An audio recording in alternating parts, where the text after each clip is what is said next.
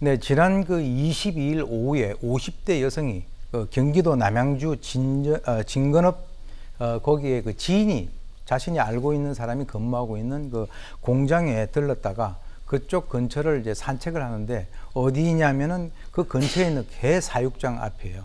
근데 그 산책을 하는데 갑자기 몸무게 한 30kg 되는 그 잡종견, 이 잡종견인데 풍산개하고 사모예드라고 하는 이 개의 그 잡종인데, 이 풍산개 같은 경우는 호랑이도 잡는 개거든요.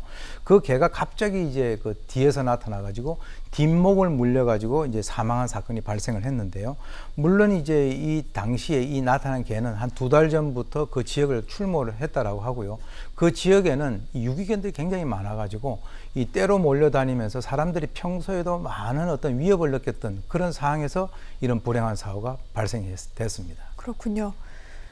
최근 5년 동안 개물림 사고 11,000건 넘게 발생했습니다. 하루 평균으로 하면 6건 정도라고 하는데 지금 이 대형견의 주인을 찾지를 못하고 있습니다. 그러면 어떻게 되는 건지, 아울러 이런 사고를 좀 예방할 수는 없을까요, 교수님? 사실 이게 CCTV를 보게 되면 그 개에게 물린 그분이 그 물리는 그 광경이 CCTV에 나와 있어요. 근데 네. 한 3분 정도 물렸다니까 이 3분은 뭐 엄청나게 긴 거예요.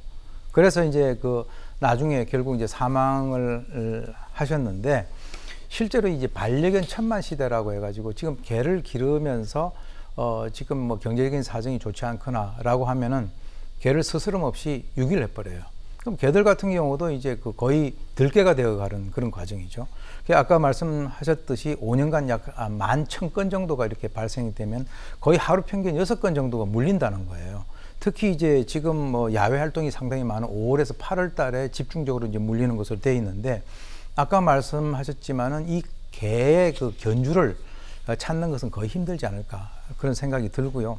사실 해외에서는 특별히 통제가 되는 그런 견종 같은 경우도 우리나라 같은 경우는 그냥 반려견으로 분류가 되어 있기 때문에 이 맹견으로 분류되는 그 범위가 상당히 좁다라고 해서 이번에 그런 기준을 좀 더 바꿔야 되지 않느냐라고 하는 그런 얘기도 나옵니다. 그래서 맹견을 만나게 된다면 사실은 이 도망을 가거나 등을 보이거나 그렇게 되면 이 개가 따라와서 무는 그런 경우가 있는데, 이분 같은 경우는 사실 그거에도 해당이 안 돼요.